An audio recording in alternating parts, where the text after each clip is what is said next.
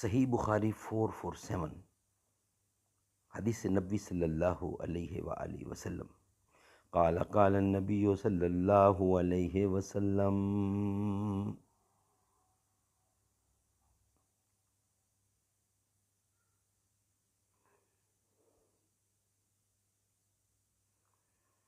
رسول اللہ صلی اللہ علیہ وسلم نے فرمایا، جب امام غیر المغضوب علیہم ولا الضالین کہے تو تم آمین کہو، کیونکہ جس کا یہ کہنا ملائکہ کے کہنے کے ساتھ ہو جائے اس کی تمام پچھلی خطائیں معاف ہو جاتی ہیں۔